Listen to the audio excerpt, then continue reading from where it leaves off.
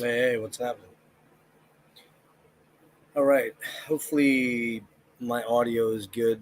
Maybe if somebody jumps in and will let me know if my audio is okay. I'm not sure right now if I've got audio because I had some issues last week with my, for some reason, my external audio didn't work.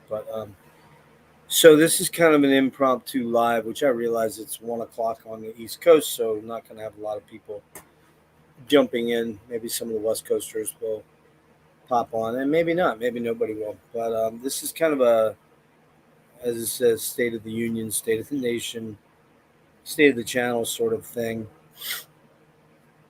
to update people on a couple things. The first thing I wanted to do was I got a package in the mail today, and I was really, of course, what the hell did I do with it? Oh, you're kidding me. Oh, there it is. Um, I was really mind blown by this.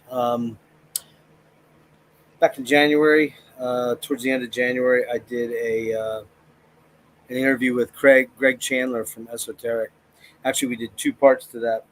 I think we did the first part on a Monday and the second part on a Thursday, and that ended up being like a 4.5 hour ordeal. Poor Greg, and he was just such a lovely guy, such an amazingly cool guy.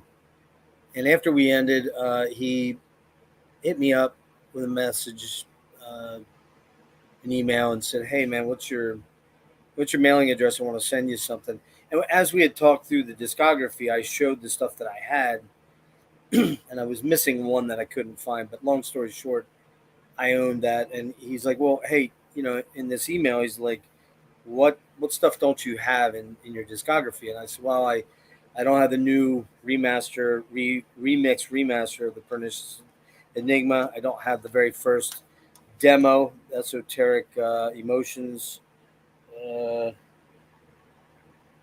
The Death of Ignorance." They always have long titles. I also didn't have the new one, A Pyrrhic Existence. I thought I did, but I didn't ultimately. And I never got Metamorphogenesis, which was kind of weird. So I'd mentioned this in passing. It was just simply, oh, I plan to get those. Oh, I plan to get those. But I've heard them. I've listened to them. I've reviewed them pretty intensely. They're incredible, especially Metamorphogenesis and the new one. And he sends me this email after the interview, and he's like, "Hey, what stuff do you not have?" And I told him, and he also said, "What's your shirt size?" I said, "Why? What's going on?" He's like, "Well, I really want to thank you for your dedication and for the amount of effort that you put into that interview. It was really incredible, and I really appreciate that. And I just want to, I want to take care of filling out your collection of stuff, as he knows I've got some issues that I'm going to talk about in a short while here with regards to my health." But I was like, "Dude, no, no, no, that wasn't why I did this.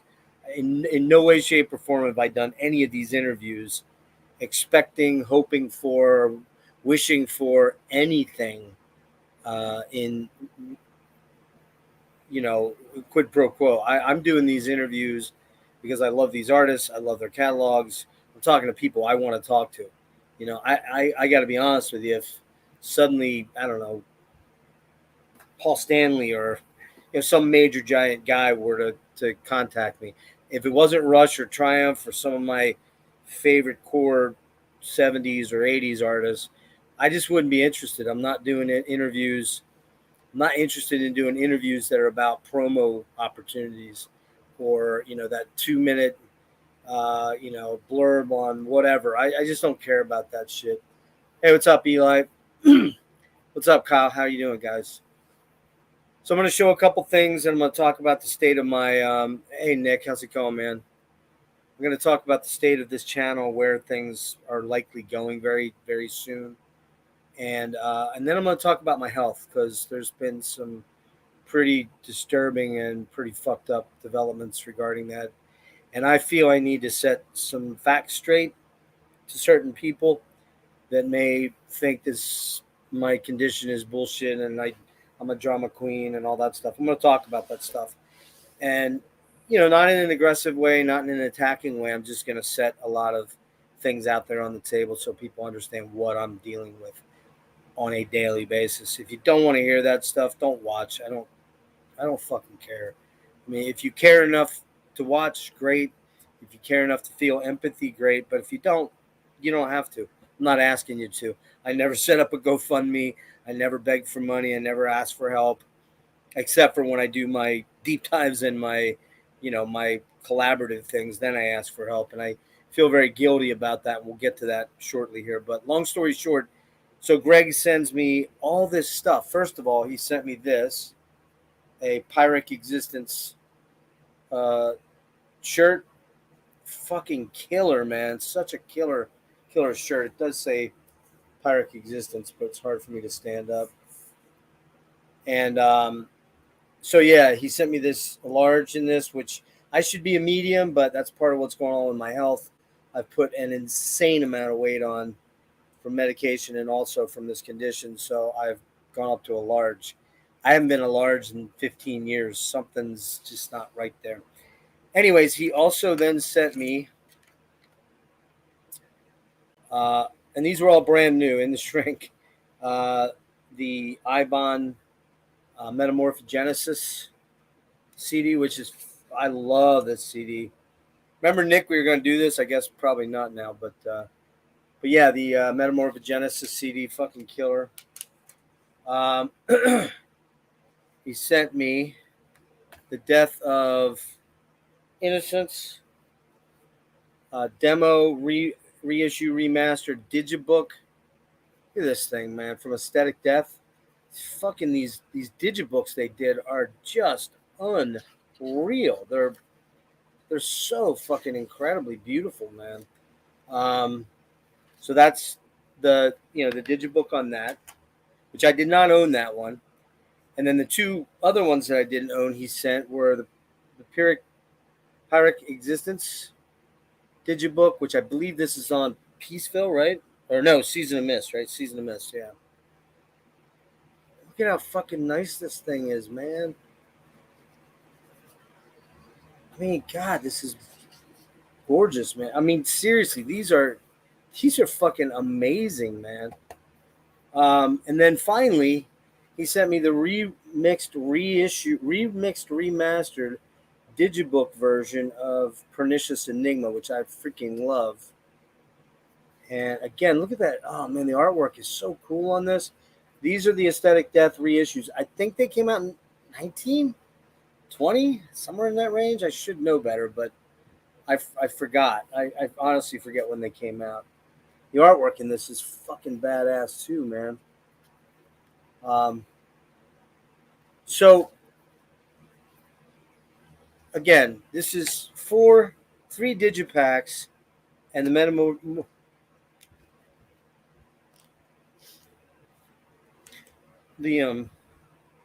Metamorphogenesis CD and the shirt. And Greg sent all that stuff to me, and I got it today. And man, Greg, if you're watching, dude, I know we talked privately on Messenger earlier today when I got it, and dude, that's super fucking cool of you, man. I really can't thank you enough. I didn't do that interview because I expected you to send me anything. I know that the shipping was like $15 or almost $20 for that, which is nuts. And that has to be $100 worth of retail merch right there. I mean, I don't know how I say thank you other than to say thank you. You're the kindest guy, man. And I wish the numbers on that interview were better. I don't know why. I don't know why they're not as high as I'd like them to be. I wish I could work on that a little harder because I just haven't been feeling really well the last couple of weeks, and it's been hard for me to channel energy on that when I've had other things going on. But a lot of testing, a lot of things happening. But long story short, Greg, thank you so much, man. That was so kind of you. I'll wear this shirt with pride for as long as I possibly can. Let me see, where's my hair out of the way here. Again, Esoteric, Greg Chandler, what a fucking guy. Such a cool man. Such a kind guy. I mean, just in doing my interview with him, I told him that if somebody told me back in 2004 when I got Continuum, Subconscious Disillusion into the Continuum, and I listened to that guy's vocals, I thought this guy probably had horns in his head, and he did have nose rings though, which was kind of scary. But he was just, I would have thought he was like a scary fucking dude to talk to, and he turned out to be like the kindest, gentlest, sweetest soul. And I can't thank you enough for that, man. I just, and I offered money to him. I said, dude, I'll send that stuff to you. I'll send some money over to you because I finally got some money from my mom, which I haven't spoken to her in over 2 months because of friction in my personal situation with her because of my health. And she actually came by my house and dropped money in a card in my door. Never knocked on my door, never called me, never said a word. She doesn't want to talk to me because she doesn't want to have to face what the fuck is going on, and we'll get into that in a minute. But she did drop money, and I almost want to send the fucking money back to her. But anyways, that's drama. But we are going to get into a little drama here. The first thing I wanted to talk about was the channel. And I wanted to mention too, my daughter called me today, and she was out walking her cat, and she got a new cat to replace her cat Bruce, who died suddenly of kidney failure back in August. And she was so close to that cat, man. That cat meant everything to her. It was really heartbreaking and tough on her. A couple of you may have seen her in pictures I've posted, and a video or two that she's joined in now on. And she was walking. All of a sudden, I heard her scream, and the phone went dead. And I'm like, what the hell is going on? What the hell is going on? I'm thinking somebody came along and abducted her or something horrible. And here the cat got out a harness that she was walking the cat with. He was in a cat harness, and he took off into the woods. And I was devastated, man. I started fucking crying, man. I was like, why? Why is all this shit? Why is this terrible shit happen? And thank God she found. Nah, let me strike that. I don't thank God for nothing because there ain't no God, not in my world. So fucking stupid thing to say, but thank the cosmos that she was able to eventually coax him out of the woods and get him home. And I think she's learned her lesson. I don't think she's going to take him catwalking again.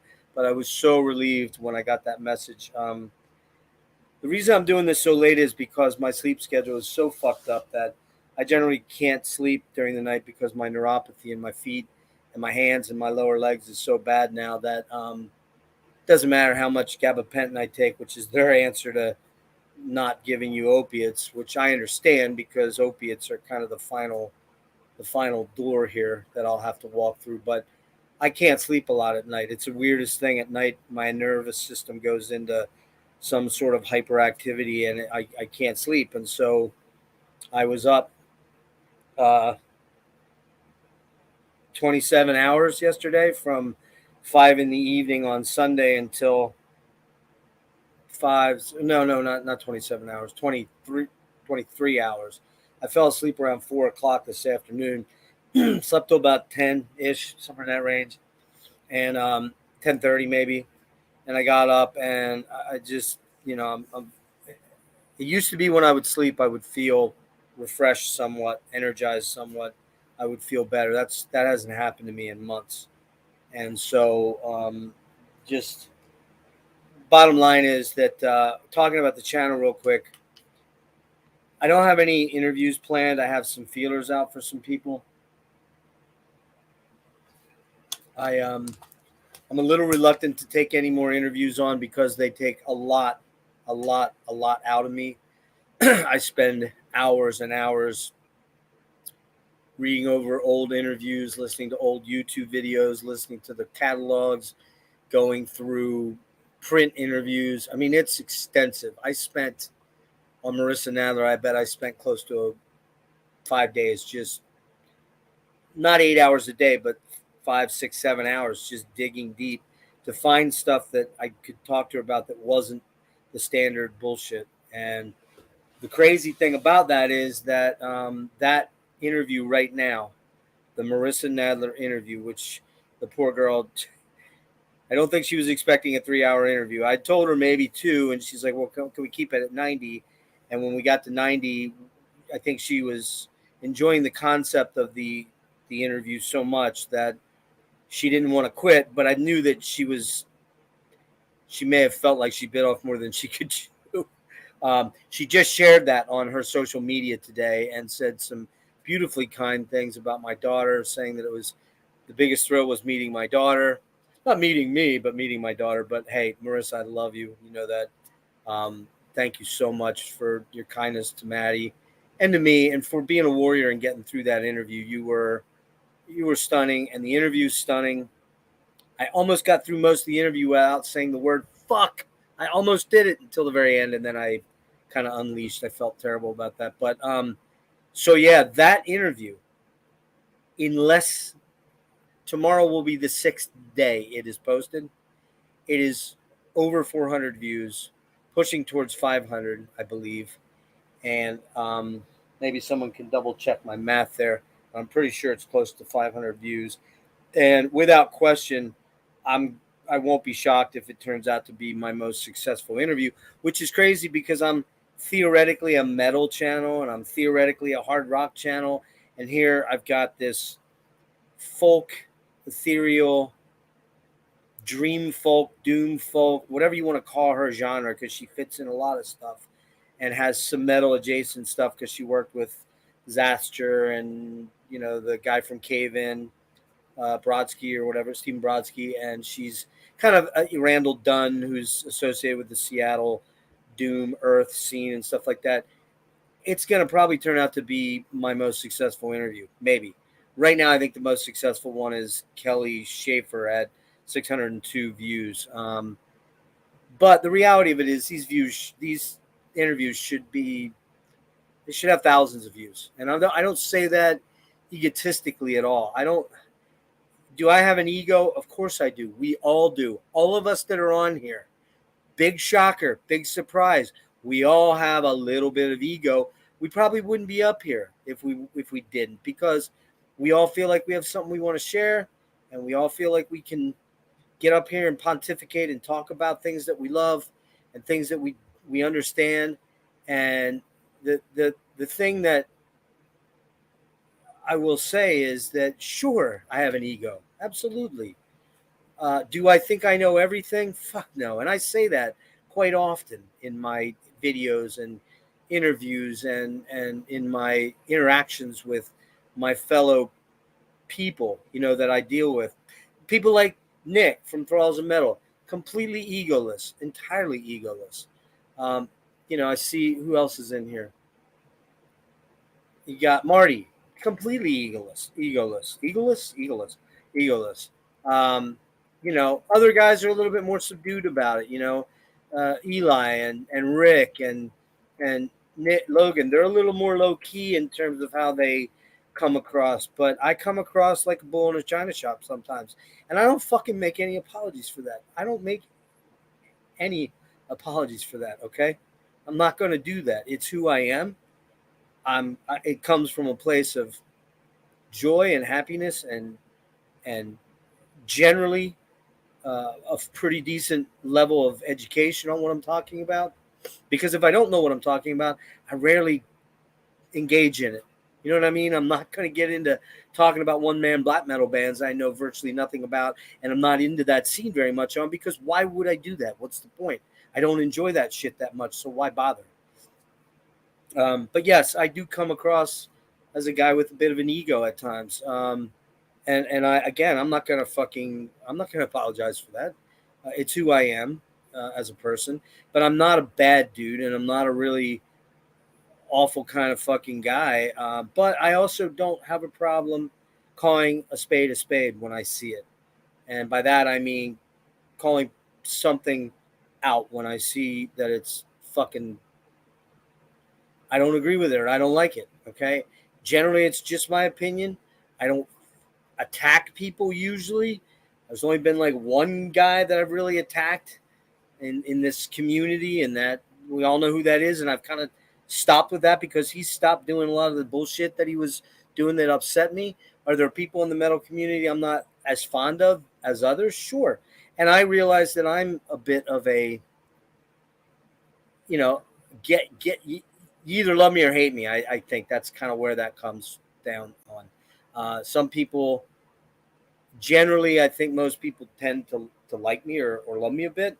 I don't mean love me weird love. I just mean love the energy and fire and passion and weirdness that I bring. And yes, I talk a lot.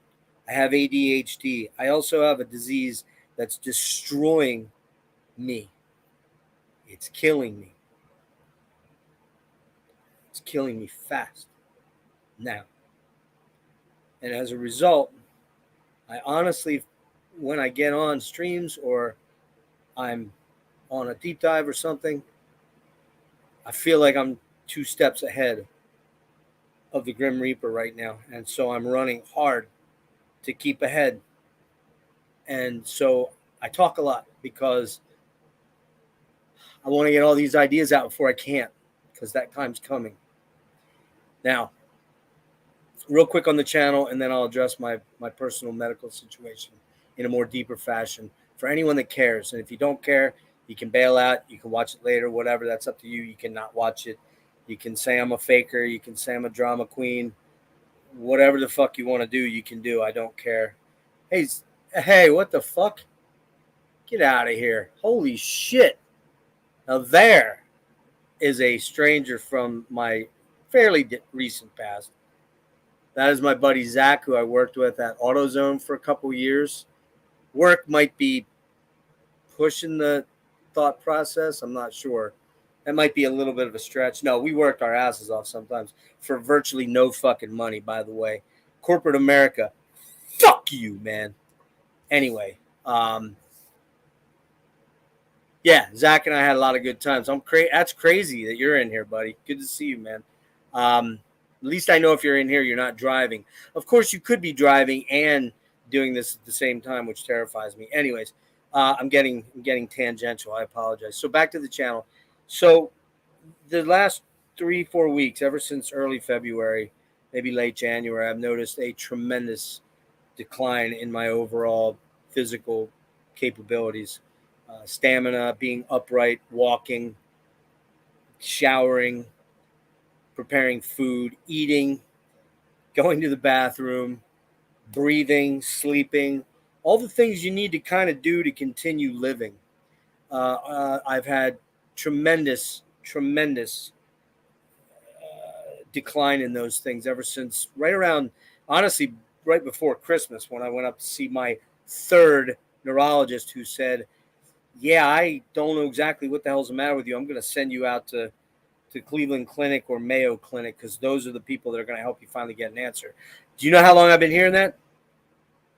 2 years, but really ever since March of last year. So it was March 25th of last year. I went to the University of Maryland and had autonomic testing done, and they determined that, yes, I have some degree of dysautonomia, but you're going to have to send you to another clinic that's more experienced with better doctors for this. Here I am, 1 fucking year later, and I still am no closer. Well, okay, let me back up. I'm closer to not going to Cleveland Clinic at the end of this month than I am to going, because I'm in my grievance period with my insurance company, because they've declined me twice already since mid-February. Twice they've said, no, we think this is the third opinion. You need to stay in the state of Pennsylvania. I'm on Medicaid. I'm not going to lie. I'm not ashamed of it. It's the only way I could get help right now. If I didn't have it, I would have no medical help, which some days I'm wondering if that's really a big deal or not. But I'm getting ahead of myself. Real quick on the channel, I'm hoping to do this monster thing this weekend with Dennis on Analog Archives, and I'm calling it the Catacombs of Depravity. We are doing Eerie Observation 1.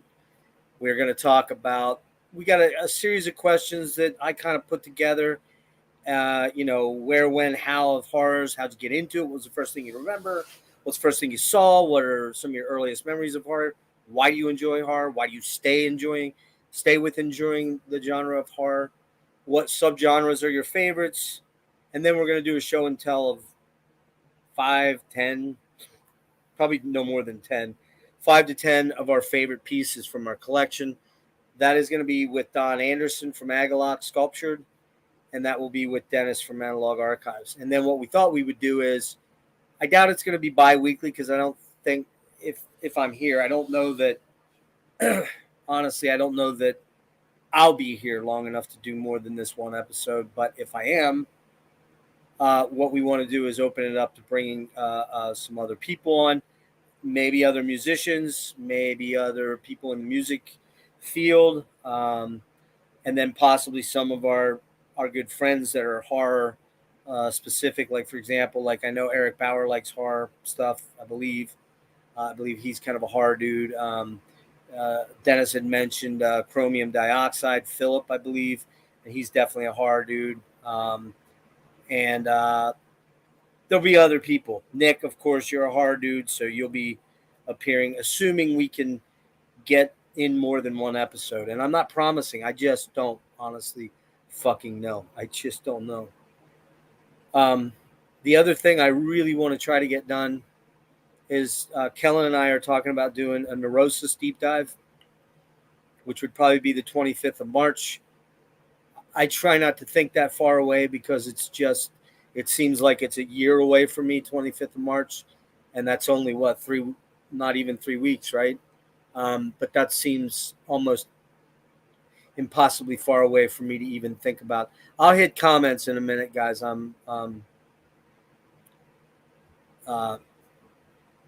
Just give me a minute. I'm kind of trying to keep my thoughts as linear as possible. So yeah, the Catacombs of Depravity, first episode, Don Anderson and Dennis from Analog Archives, Saturday night, 10 o'clock Eastern, 10 o'clock Eastern, 7 o'clock Pacific. And those will be your times. I'm hoping I get there. In the interim, what I'd like to do or try to do is I want to try to shoot an episode on Dead Can Dance. I want to show off. I've showed these, I think, in maybe live streams, but I don't think I've ever really gotten into them. I want to show off my all my MoFi gold Japanese mobile fidelity Dead Can Dance discs. I have all but one, so I have all but one and the two Reformation CDs. So I may have to actually just show those in the video. I'm likely to do that as a canned video because two other very important shout outs I missed that I should have said earlier are to Jimmy, Future Ruins, who gave me a laptop. I've said that numerous times. He gave me a really nice laptop that has allowed me to stream with better quality. Also, I didn't mention this before, but Surge had sent me this really nice quality, more professional microphone, which helps sound dampen a lot of the, like, I don't know if you guys can hear the fan in the background, but most people can't. I have to run that because dysautonomia. And then also the camera. This is a high definition camera that Surge sent me. So, he sent me that like almost 2 years ago, and I didn't use it, didn't have a laptop. But once the laptop came along, I threw these things in and integrated in, and it's made much better videos, much better streams. So thanks to Jimmy and thanks to Surge. Also thanks to Jimmy because last week we sat and worked on video editing, and I now know how to do some basic video editing like fades and inserting text and inserting pictures and sound samples. So I'm going to try my first attempt at that by doing the Dead Can Dance stuff. I was super stoked to do this. I hope to do that. Also hope to do one on XTC. Whether I'm going to be well enough and have the time to research and get it done, I just don't know.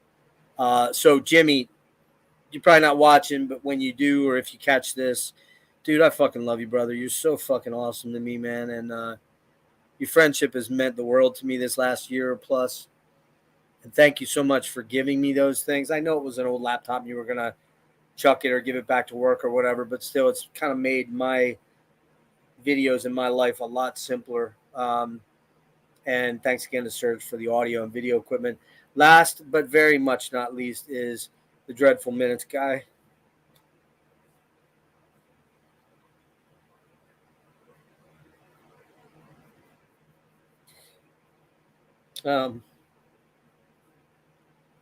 Rick, has been such a good friend to me, and he I don't even like I can't even begin to explain how good this guy's been to me. He I think it was last October, not this past, but in 2021, he and Jake and Devin and Brian Arkham and Devin Triplett from Maze of Torment, and of course Jake from Upside Down Church. I think that's the name of his channel. I believe he's changed it a couple times, so I can't. I think that's it. Um, they bought me like $200 worth of groceries, and when I was really, really in bad shape financially, and nothing's really changed from that point because I can't get disability because of what I'm about ready to talk to about medical shit coming up here. But Rick has spent countless hours making these killer thumbnails for me, and then he taught me how to do a Photopea, and he's unleashed a monster. I've just been going fucking wild making these what I feel are pretty killer looking thumbnails, and I've enjoyed the shit out of learning that and challenging myself. It took a while to get there, Rick. I apologize. It took a long, long time to get there. I really couldn't do it before the laptop, anyways. But man, and then on top of all that, man, Rick has sent me just so much shit, man. I mean, fucking a. He sent me this book, which I still haven't gotten into. I'm actually going to start it tonight on Goblin, one of my favorite prog soundtrack bands. I mean, this thing at one point in time was going for stupid money online. I guess he found it in a record store down there and thought of me and sent that and CDs and albums and I mean just shirts. He got me a Voivod Outer Limits shirt and when he went to Decibel Fest, and am hoping I'm hoping I can make it to the end of the month and be upright because my kid Lauren, my daughter, is going to take me down to see Death to All, my first show in 3 years, I guess, somewhere in that range. I don't know, a long, long, long, long time. I did an interview with Max Phelps from Exist and Death to All, and we're talking. He's like, "Hey, dude, I'm going to throw you on the guest list." And I'm like, fucking like, seriously, man? Like, oh my God. So I've got to try to go. I've got to try to go. And I also really want to make the end of April too, because I'd really love to go see Marissa Nadler, who's coming to Philly in late April. And if I go to Death to All, Rick, you got to come out. I know it's a weeknight, dude, but you got to come out. Just leave early or something, man. You got to come out. We got to finally meet, dude. I got to give you a hug, a man hug. Not a romantic hug. I'm sorry, but I got to give you a bro hug or two, and you can meet my kid too, which would be cool. And then, yeah, I really want to try to go to Decibel Fest, but I just don't think it's gonna happen.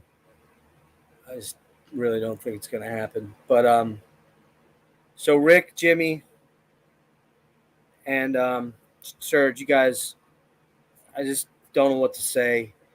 Other people that have been instrumentally cool to me throughout this process the last 2+ years where I've talked about this somewhat openly, not crazily. I don't focus on it all the time. Tonight, there's going to be a little focus on it here. The last 25, 30 minutes, this is going to be about what's going on with my health. So maybe people can understand, because I do get comments from time to time and private message things in my DMs and stuff like, dude, you're a fucking drama queen. You're not that sick. You wouldn't be sitting up. You wouldn't be doing this, blah, blah, blah, blah, blah, blah, blah, blah, blah. Well, fuck you, man. I'm about to explain why you're completely wrong. But I want to thank Nick. I want to thank Brian, Jake, Chuck, Jimmy. I already did Jimmy. Marty. Eric Bauer a little bit. Alan a little bit. I mean, all those guys that I've spoken to, Pat. Trying to fuck with Tyler, Ryan, Logan, big time. I apologize if I can't remember everybody that's been on all my streams. and hung out with me and shit. Um, you all know who you are. I thank you very much for your friendship, for the time that you've given me, Frederick and Ryan, and my Mean Metal Mike, who's always a trip and a half. Lee from Literal Lee. I didn't make a list, and I should have, and I apologize for that. But if I didn't mention you, I'm very sorry. It was not a personal oversight. I wasn't overlooking you on a personal level.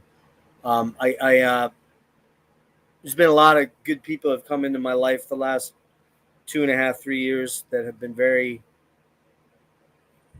understanding and giving of their time. I think a lot of people know that when I ring them up or text them or DM them or whatever and say, hey, do you have an interest in doing X, Y, or Z? They're probably like, oh, God, what are you going to give me, like 3 days to listen to the whole catalog of 25 albums? They're probably like, fuck, man, I don't want to say no to this guy, but I really want to say no to this guy. So I get that. I fucking completely get that. I completely get it. The trouble is that I can't plan things out beyond a week or 2 or 3 is really pushing it, because I just know that the decline I've been on the last 3 months is beyond understandable, and I just can't think that far ahead anymore. So I guess I should be making more videos on my own, but a lot of what I built my channel around was the camaraderie and community of my YouTube friends. And when I say YouTube friends, I really mean my friends. I don't mean my YouTube buddies that I only would talk to if it wasn't, if I was not well, if I was healthy, sure, would I have ever been here? Maybe not.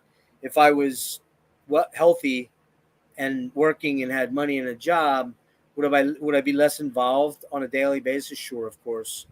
Would I be even involved in YouTube at all? I don't know. But would I call you guys friends face to face? Fuck yeah, I would. Every one of you guys, I would. And uh, that means more to me than the channel. It means more to me than views. It means more to me than comments or anything like that. I believe, and again, I don't pay 1,000,000% close attention to this, but I am at 493 subscribers today, so I'm 7 away from 500. I never thought I would get to 300, let alone 500. So, that's pretty fucking cool. I'm not going to lie. A big reason that I've seemed to have exploded in the last 2 or 3 weeks is I accidentally joke as a lark did a short on the song Lowdown by Boz Scaggs. Total lip sync goof. Not even that great of a lip sync. I'd give it a 80 out of 100 as far as accuracy. Maybe 85. I threw it out there.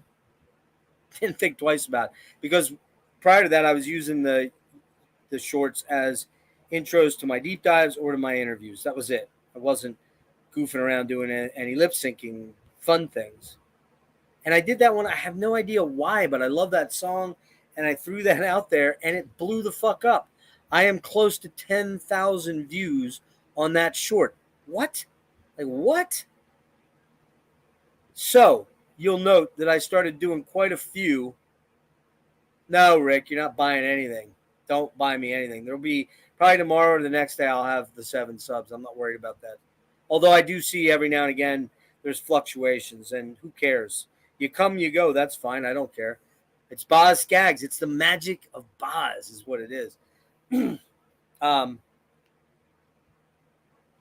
So I threw that out there as a goof, and I just stunned. I just started seeing the numbers tick up every day. I was like 7, 8, things jumping up. I'm like, what the fuck is going on? It was just crazy to me.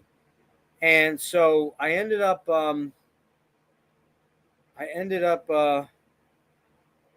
having so much fun doing that, and doing the other ones I do more specific to my videos or to my interviews, that, as you know, yes, I started dropping a couple of these. I did a Dean Martin one, I did a Kansas one, a Billy Thorpe one, which is kind of rocketing up. I just did my best one yet to the song to the band Redbone, "Come and Get Your Love." Man, it is 98% on target. And you know what? That song fucking rules. Don't care if you're a metalhead and don't like that. Go watch someone else, man. That's cool. I'm cool with that. I got no problem with it. But I love the 70s shit, man. I love that AOR 70s stuff. So predominantly these shorts that I'm going to keep goofing around with, if I'm up to them, are going to be 70s stuff. They're going to be, maybe one-hit wonders or two-hit wonders or 70s bands that are long gone, because that's where I grew up, man. I grew up in the 70s. I'm an old fucking dude. Not ancient, but I'm old. And I love that shit. And that's where I'm going to have fun with it. And it's all in fun. Some woman hit me up and she's like, learn the words. I'm like, I do know the words. The words were right in front of me. I'm looking at my computer screen and I did know the words. And I'm like, but you have a nice day. And then she came back with something. I said, let's see your rendition.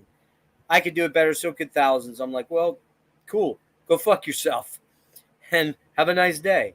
But if people are going to be negative about it, whatever. I'm not going to engage those people too harshly, because it's fun, man. It's fucking fun. Fun. Fun. Fun. That's what this is supposed to be about. To be honest with you, man, it's not about making fucking money. If you want to make this a career, good luck.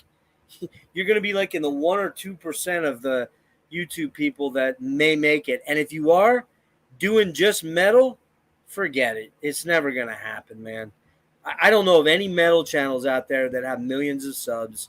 I don't know of many that have thousands and thousands. And by that, I mean 50, 60,000.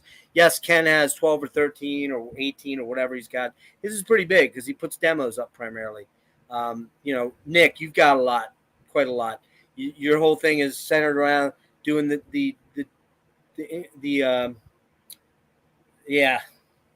reviews primarily and rankings. And you've done really, really well in these last 2.5, 3 years, like crazy well. I remember watching Pete Pardo, though, back when he was when he was building his channel and it became an everyday thing. I don't know how that guy works, has a life with his wife and still does all that. I know he's scaled back quite a bit, and he just talked about that maybe 2 or 3 weeks ago. But even though I'm not able and capable of working a regular job, I still wouldn't want to do it every day. No offense. It's just not that a thing for me. But those that want to do it, great. But I do tell you, I can't stay with everything that you do, Nick. I'm just not. I can't. A lot of it I'm not interested in. There's a lot of bands you do I'm just not that into, or just I kind of look at it and go, yeah, it's not my thing. And that's kind of the cool thing. You offer a lot of variety, and the people that really dig that, they're there, man. They're there for that.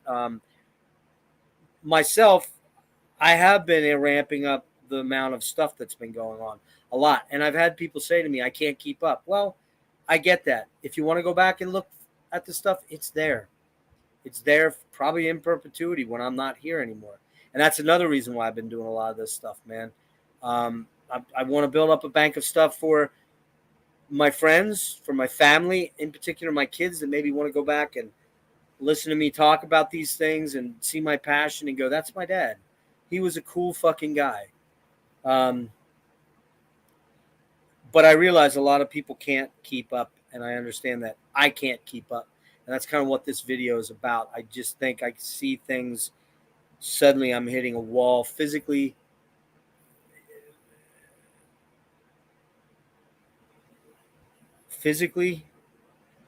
cognitively, emotionally. I'm tired, and this stuff used to keep my mind occupied. It's not doing that quite as much. It's becoming a little bit more like work, and I struggle with that. So we'll see. That's not to say I'm going to disappear. It's not to say I'm going to stop at all. But it could also just abruptly stop very quickly. So, again, I want to do the Dead Can Dance thing in the next day or so. I might even work on it tonight. I really want to do the Boards of Canada thing. Those are probably going to just be solitary things. Kellen and I, and hopefully a third or maybe even a fourth person that I got to reach out to, might do the neurosis thing at the end of the month if I'm able to.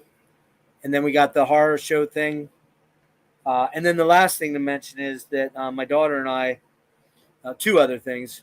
My two daughters and I are going to try to do Nick Drake, and that's coming up real soon. If that happens, it might be Monday at the latest. Maybe sooner. It depends on my daughter's work schedule. I got to talk to her, find out whether she can carve out an hour and a half to 2 hours for that. So Nick Drake, very small catalog, so I wouldn't think it would be much longer than maybe an hour and a half to 2 hours tops. And then also the Bowie thing. I had hoped that I might have Tim Bowness along to join me for some of that. I reached out to him. I haven't heard back, so maybe it's just too busy. But I got to get on that. So the first episode is scheduled for Tuesday the 14th. Going to try to meet that deadline. I got to talk to my daughter tomorrow about that and make sure she's still on board. And those are the plans for now. If we can get another horror thing in, it might be in 2 weeks. It may not be in 6 weeks. Dennis and I are still hoping to do. We threw some bands out there for the 80s, the forgotten gems, the metal gems of the 80s and 90s. It's really forgotten metal and hard rock because a lot of the bands we're doing are hard rock, not just metal. So we'll do that if we can, and I think that's it. Last thing. And again, I'm not going to apologize for doing these shorts to anybody. They're fun. They're goofs. They're made to be fun. And you may see one a day. You may see 3 or 4 in a week. You don't have to watch them. They're a minute. If you don't want to watch them, don't watch them. That's fine. If you want to piss all over them, piss all over them. That's fine too. Last thing, relative to my health. And Rick is in the chat, and he probably wants to go to bed here shortly, but as do you all probably. But Rick knows all too well what I'm dealing with. He's seen a lot of it firsthand because he lost one of, if not the most important person in his life last year to a very similar disease to what it looks like I have. Now, I keep saying it looks like. What people need to understand about that is neurodegenerative diseases, demyelinating neuropathies. There is no clear-cut blood test, imaging test, biopsy test. There is no definitive test. Generally, what happens is when you start experiencing symptoms, which I have been experiencing for 9 fucking years. My first symptoms started to appear in, I think, actually 2013, maybe even 2012. So it might be as much as 11 years when I started feeling weak legs after workouts and bike rides and stuff. I just always felt wobbly and weak-kneed for like 2 days afterwards. I'd go on a 10-mile run and I couldn't run for another 3 or 4 days. And, I get it. Some people are like, well, I couldn't run 10, 100, 1,000 feet. But back then, we're talking 10 years ago when I was extremely fit and extremely active and extremely athletic, actually. I would bike ride 100 miles a week. I'd play soccer 2 or 3 days a week, adult soccer, men's adult soccer. I would gym at least 3 days a week, sometimes 4. I would run some interval days, generally not more than 5 miles. I was not a crazy runner. I didn't like running a lot. But I noticed something wasn't the same. And I went to a neurologist in 2013. I had EMGs where they stick needles in you and zap you with electrical current. I had MRIs on my brain. I had biopsy on my skin. I had blood test, thousands of dollars worth of specific, very weird antigen and antibody blood tests. And the only thing they came up with at that time was that I had something that is called a high ANA titer, which means that I had antibodies for ANA, anti-nuclear acids, I believe is what the A stands for, the last A for. Anti-nuclear acid? No, anti-nuclear antibody. Those generally indicate rheumatological disorders. So I went to rheumatologists, 2 or 3 different rheumatologists. Prick your foot, stick your foot, take your, check your reflexes, walk with toe to toe, stand on your toes, do all this shit. Well, we don't see anything wrong, sir. Here, we'll do thousands of dollars worth of blood work again. We can't really find anything wrong with this ANA, and 10% of the population have high ANAs. Well, this is all early teens, 13, 12. What's up, Phil? Thanks, everybody that's watching. I'm going to wrap this up in 10 to 15 minutes, I promise. These are the early teens. We're talking 12, 13, 14, mostly 13, 14, 15. I went through a very horrific breakup with someone that I thought I was going to spend the rest of my life with. Ended up almost homeless, basically, and ended up moving in with my old man. He needed a roommate, needed some money, so we did that. That's been a double-edged sword. Some of that's been I'm grateful for, and some of it I'm absolutely hateful for. Long story short, that started test after test after test. All kinds of issues digestively, swelling in the left side of my abdomen that couldn't be explained. CAT scan after CAT scan after. I have had 12 fucking CAT scans since 2012 of my abdomen. I've had 3 or 4. I have had 3 or 4. The fuck are they called? Ultrasounds. I have had CAT scans on my kidneys, CAT scans on my bladder, CAT scans on my spleen and liver, hepatic test, lymphatic tests, lipase tests from my pancreas. I've had 4 or 5 endoscopes and colonoscopies. The most recent one last month. I'm sorry, January 18th. I've had CAT scans on my MRIs on my heart, just on the 9th. I have had, god damn this fucking hair. About ready to put it back in a ponytail. I have had, I'm going to tell you guys straight up, I have literally had about $3 million retail, not retail, but cost in medical tests done between gastro, cardiology, pulmonary, eyes, ophthalmology, neurological, and urological. That's every major fucking system in my body. Every major system in my body has had numerous tests. What they came up with back in April was Sjogren's syndrome. What I thought was a happy moment was not a good moment at all, because what it appears is that I have something called primary Sjogren's autoimmune deficiency. And what that means is that in the last 5 or 6 years, since I probably had Sjogren's and the blood test kept saying I didn't have to have it, they had to cut my lip open and take out salivary glands last April. And that was when they finally said, oh, yeah, he does have Sjogren's primary.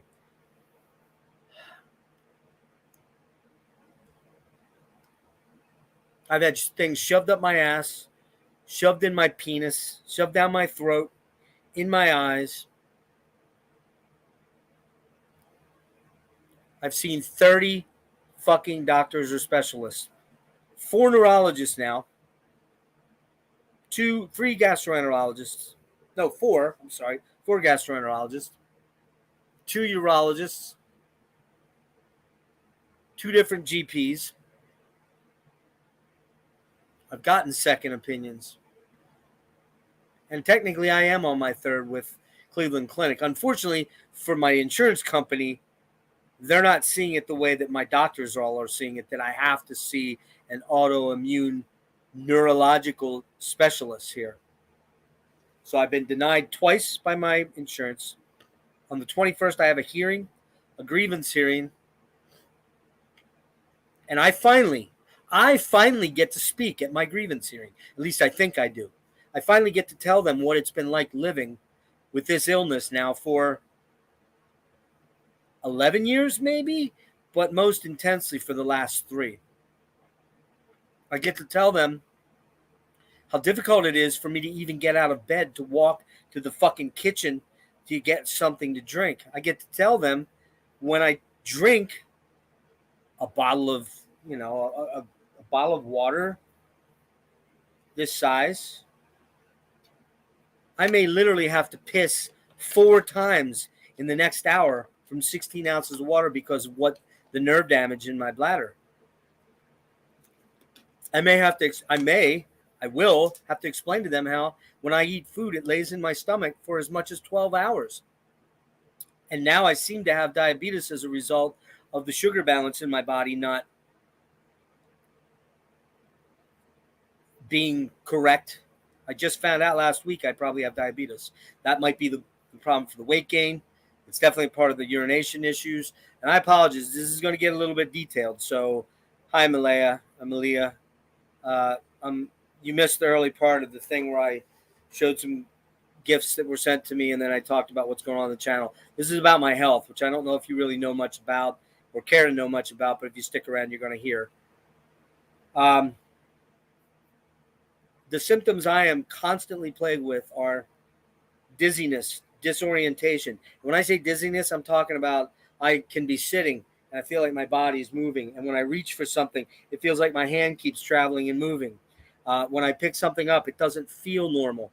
I have tremendous neuropathic pain, neuralgia in my hands, up into my arms. My arm goes to sleep constantly. If I lean on my elbow, which you can see how raw it always is, I lean on my elbow a little bit, my whole entire fucking arm goes numb, pinprickly pain, in a matter of 30 to 60 seconds. My eyes, looks like I'm looking through binoculars. My peripheral vision is disappearing. When I go from light to dark, like complete light to complete darkness, where you guys do that and it's almost instantaneous, that your eye refocuses and adapts to the, your pupil blows up and dilates and lets more light in. Mine stays small, and I can't assimilate the proper light, so I have trouble driving at night. Malia, you're already behind. It's diabetic, but it's not real diabetes. It's something far, far deeper than that. It's called autonomic neuropathy, or what now it really looks like it might be is pan dysautonomia. Pan meaning comprehensive dysautonomia. It's also very likely that it's created something called peripheral demyelinating disease, PID. It's probably not CIDP, which is what Rick's wife sadly passed of after dealing with it for about 9 years. What I'm dealing with has been this slow creep for months and months and months and years, getting worse and worse and worse, and no fucking answers, no treatments, and no real help. I was offered Lyrica recently, and it's a fucking drug that I'm pretty terrified of, but I'm already taking gabapentin, and it's not doing shit. So I may have no choice but to go to that. The next step, opiates. And when I get into opiates, guarantee you that's the end of me. They can't fix this. There's no treatment. You don't regrow small fibers. I had a small fiber biopsy back in January of last year. It came back significantly abnormal in my distal appendages, hands, feet, below my knees. Well, now I feel it up in my thighs. I feel it in my hips. I feel it in my torso. I feel it in the back of my neck. And I feel it in my fucking brain. I actually feel the illness, the demyelination in my brain, because what happens is I have these points and moments where I feel rushes of like chemical. It's almost like somebody came up, stabbed me with something, and shot me full of electrical energy. It's terrifying. It's fucking horrifying. And it happens to me numerous times a day. What's also started to happen in the last 6 to 8 weeks is because I'm probably suffering such bad sleep issues and apnea, which I'm going for a sleep study the day after tomorrow, if I can sleep in this clinic. I'm certain they're going to find I have pretty bad apnea. And I'll probably have to try a CPAP, which is terrifying to me because I can barely sleep as it is. Sleeping with something on my face horrifies me. But I feel like I got to at least try to get better restful sleep if possible. But I have constant nightmares, I wake up constantly gasping for air. And there's 99% good chance that my phrenic nerve has been damaged by this neuropathy, which has caused my diaphragm on the right to be static and stationary. It's not moving like the rest of my body should when I breathe in. What's happening, gang? And for those people that don't believe this and think that I'm a drama queen and I'm a big pussy and I'm making all this shit up and I just want attention. And they're not the lion's share of people that watch me. Trust me. It's not any of you, and it's not most of the people that watch me. But what's happening is every system in my body is fucking dying. And I'm only 57 if I make the end of this month. My birthday is March 31st. If I make it then, which is still, 3.5 weeks away or whatever it is. I don't even know what today is. It's 25 days away. If I make it to 31, I don't know if I'm going to be walking. I don't know if I'm going to be pissing myself, shitting myself. I don't know if I'm going to be able to continue eating food for much longer. I don't know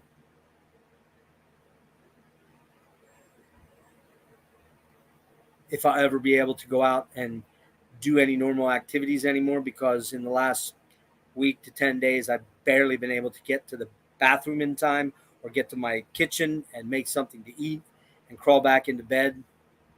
Which is part of the reason why I'm getting much fatter. I was never this fat. You even look at the early videos of me. I weighed 155 pounds dripping wet. I'm 185 now. And I've gained most of that weight in the last 3 or 4 months. So anyone that doesn't believe this, fuck you.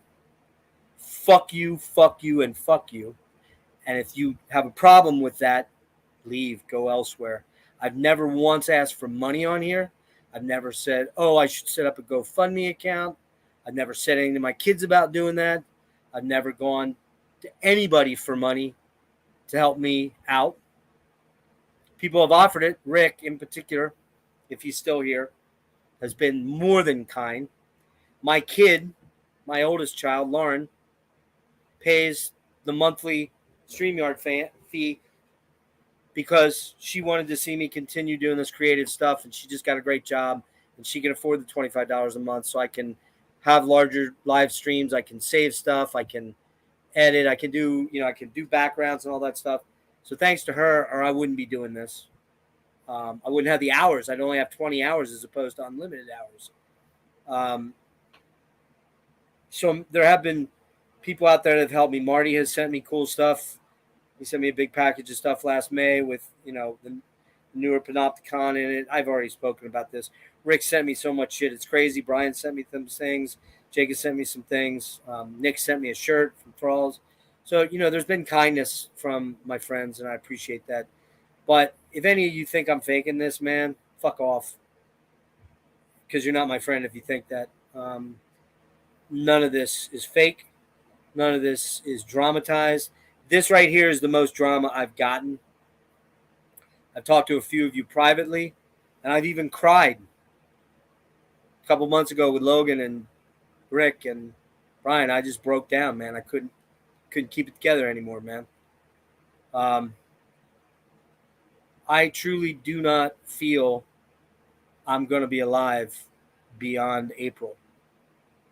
I just feel it in my bones. I feel it in my core. I feel it in my head. And that's fucking heavy, man. I'm 57 at the end of this month if I make it. I'm not 77 or 87, but guess what? If I was 77 or 87, I'd still want to keep living. You know why? Because living is fucking awesome, man. Living is awesome. There's just so much goodness out there. There's so many good things. There's so many good things to focus on in life, whether it's your friends, your family, your kids. And I have a rough family situation, which I'm not going to get too deep into right now because I will start crying. It's doing this. It's listening to music that you love. It's being exposed to new music. It's going to concerts. It's eating tacos. It's making tacos. It's eating pizza. It's going to amusement parks. It's maybe falling in love.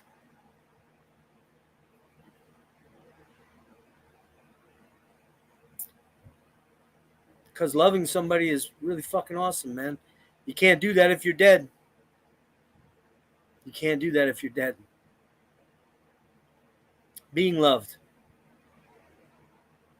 It's pretty fucking awesome, man. Can't do that when you're dead.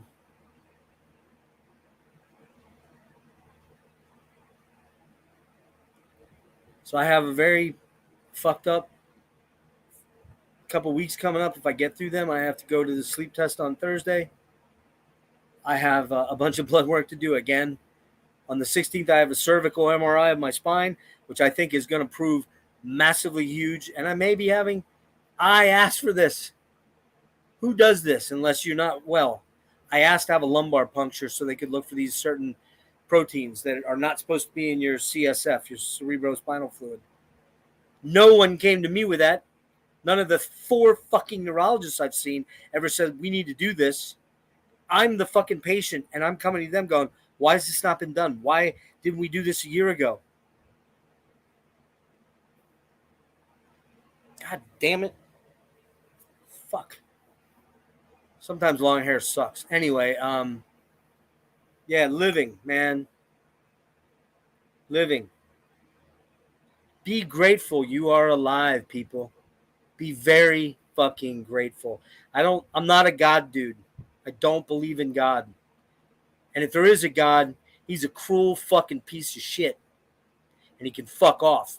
And this is for everyone to see. I don't fucking care. If God chose this for me, fuck you, bitch. Fuck you.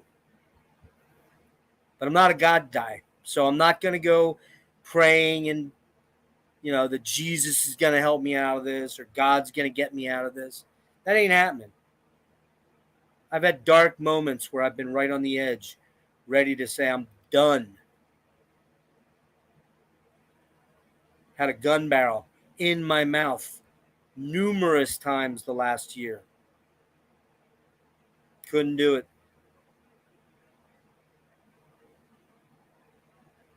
Sat in a tree 2 years ago in 20-degree weather that I was able to climb. I couldn't climb that tree now at all. With those belts on that have the loops in them around my neck, one wrapped around a big, thick branch of the tree, rocking back and forth, trying to find the will, the strength. Because at that point in time, I was going through drug withdrawal on top of all my medical symptoms because I thought it was the drug withdrawal that was causing this. It wasn't and isn't. Drugs may have caused this disease, but that's not what's going on anymore. And I'm sorry, this is talking about suicide. I didn't do it. But if that's triggering for you, I apologize. I really do apologize. But I was there many, many, many times over the last 2.5, 3 years. No one should have to feel that way. No one should have to feel that way, particularly because the medical field can't get their fucking shit together and help me out and figure this thing out. But in defense of them, they've done a couple $1 million worth of tests on me, and they know something's very wrong, and their answer now is Well, you need to go see that guy. No, I'm not that guy. You need to go see that guy. No, I'm not that guy. You need to go see that guy. That's what they're doing now. I'm hot potato. They know, and they don't want to get sued. That's what I think this is all about. They don't want to get sued. So I see all your messages, and I appreciate it, guys. I do. I apologize for such a bummer wrap up to this thing, but it is the reality that I'm facing. And I'd give anything not to be facing this reality. I'd give anything to be 80 years old and just go in my sleep, or 90 years old and die of a heart attack or whatever. But that's not, most people don't get that lucky. Most people really don't get that lucky. We're all going to die someday. Every one of us here is going to die someday. And I hope for all your sakes, you have long, prosperous lives. You find happiness because it's out there. Sometimes you have to force it upon yourself, but happiness is out there. You can make it happy. Almost everybody, unless you're in just the very worst of situations like prostitution, drug addiction. But those people are human too, man, and they deserve kindness. They deserve compassion and empathy. So, but they, those type of people that have that kind of life. I watch these videos sometimes about Kensington down in Philadelphia, these drug addicts and prostitutes, and it's the most saddest, painful thing to watch. Because most of these people that made one bad decision in their life that just exploded. I didn't make this decision, man. I didn't have a fucking choice in this. No one came up to me and said, "Hey, Jeff, do you want to die of a heart attack when you're 70? Do you want to die of a car accident when you're 40? Do you want to die in a bridge explosion, World Trade, whatever, World Trade Center blowing up? Or do you want to die of this fucking chronic, terrible neurological disease that eventually is so painful and so horrible, you'll just pray for death?" I didn't have that choice. No one gave me that choice. So, yeah, this is heavy, fucked up shit. I apologize for it, but it's real. It's real, and it's really happening. But to close on a positive note, I want to thank all my friends again who've been near and dear to me, who have supported me, who've been good to me, who've taken my DMs and my text messages and my calls when they probably didn't want to, who've sent me gifts and helped me out with things, whether it be financial or not. Just to be clear, no one's paid my bills or anything like that. I'm talking about gifts, and one time guys helped me with groceries. I want to thank those people again. I really want to thank Greg Chandler for the awesome gifts. I'm wearing one of them, the Esoteric Etheric Existence shirt. So cool, man. I love this shirt. It's going to be my favorite shirt to wear for a while. And all the killer, amazing digipacks and the CD that I didn't have from the catalog. Greg, you are just the best, man. So fucking kind to you. So cool. What a guy. If you're in the UK, get out and see these esoteric gigs. Also, Australia. Frederick, Esoteric's coming to Australia. You should go see them if they're coming near you. I don't know if they are, but I'm not sure what cities they're playing. They're playing 5 or 6 cities. Go see them. Tell Greg you know me if you go.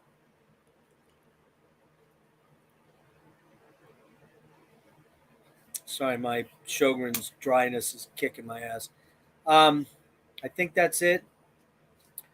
Show notes again. Like I said, maybe, I don't know whether I'm going to do any interviews again. I've still got feelers out to Steve Von Till. I've got one out to Brian Williams from Lustmore that I'm hoping comes to fruition. Thanks, Malia. Sorry to be such a bummer.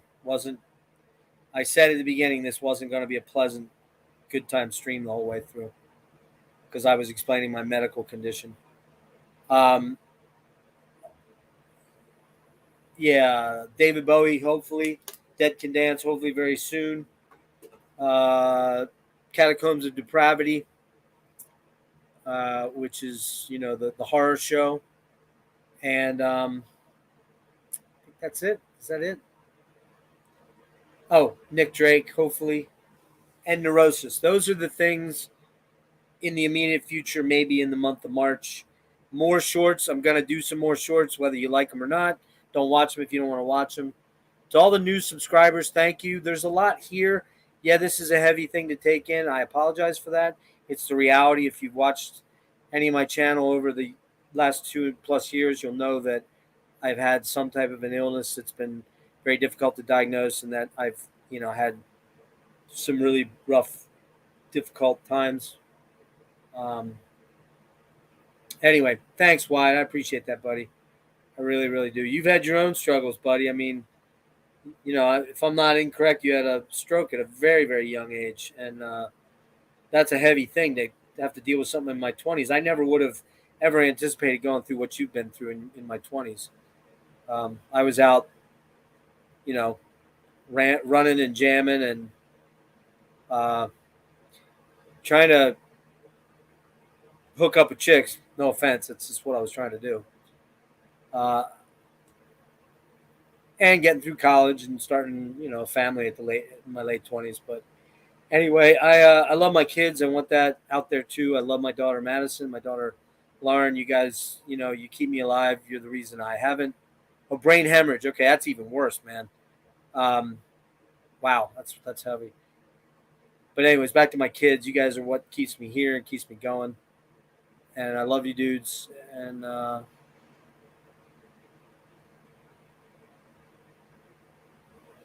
hopefully I can stick around a little bit longer and do some more stuff.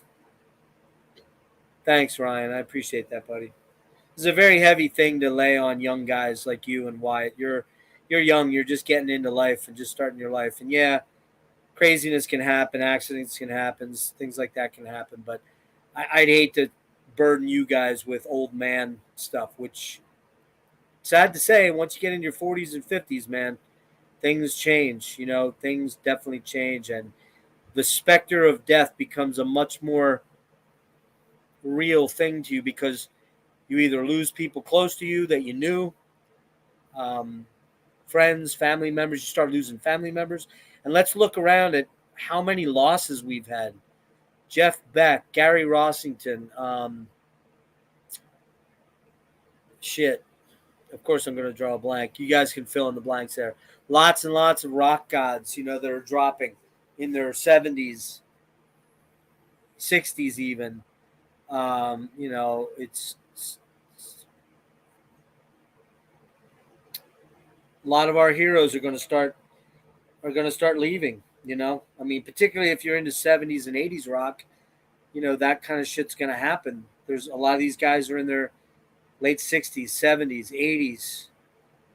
Some. It's just sucks. Living is great. Dying, not so fucking cool. I don't care what death metal bands say. I don't care what, extreme metal bands that talk about death all the time and the coolness of death. Death ain't cool at all. Death is not cool at all because for many it's the end. For some that believe in the beyond and spiritual, spiritual and religious are two different things, and that's a long thing we could get into, and I won't bother. But I do not believe in heaven. I do not believe there's this pasture of green, of flowers and mountains and beauty and sunshines and rainbows and unicorns and happiness and love all around. I just don't believe that. This world is a fucking shitty place a lot of the time. It's horrible. You just look at the politics around the world, the greed, the global greed, the fucking corporate greed, the fucking pig politicians and lawyers, scummy fucking lawyers.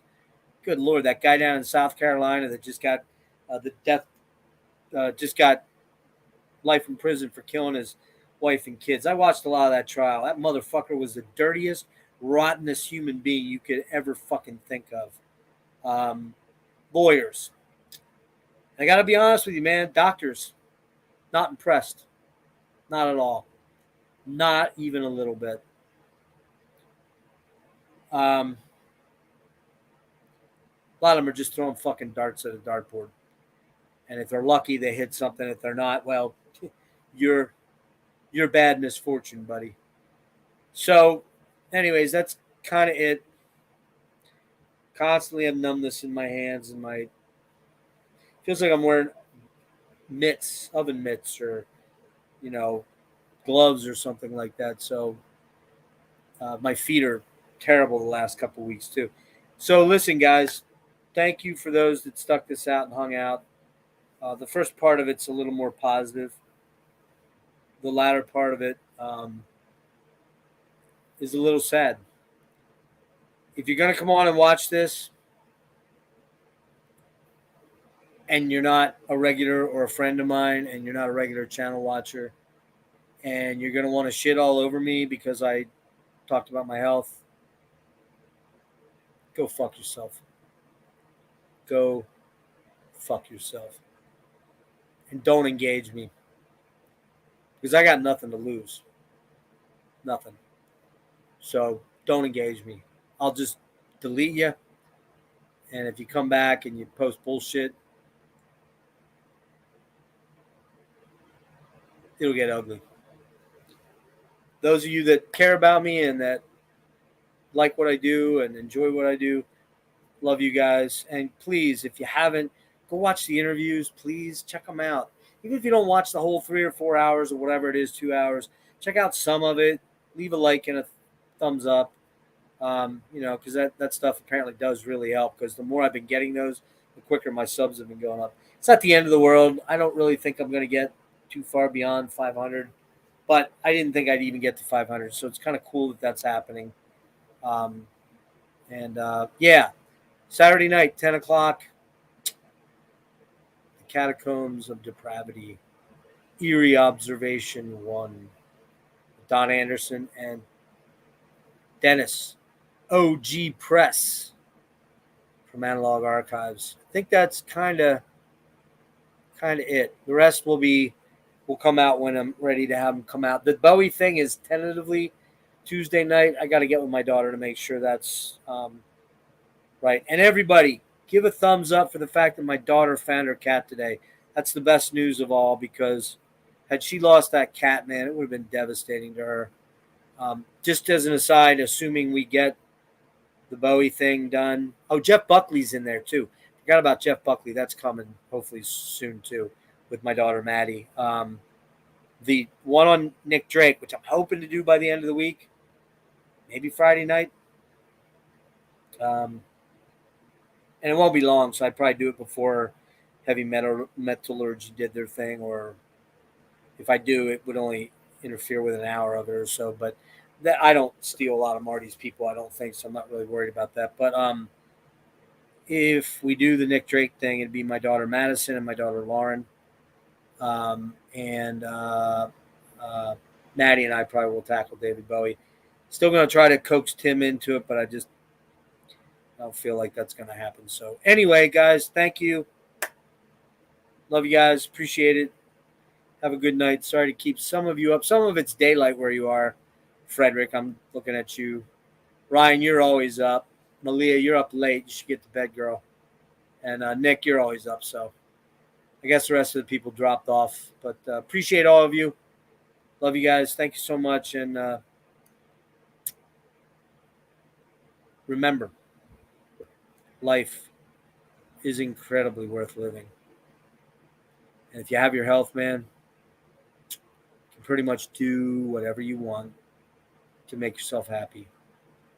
Except, like commit mass murder and skin people in your garage like Frederick does. Don't do that stuff. Don't do that. So, all right. See you guys. Peace.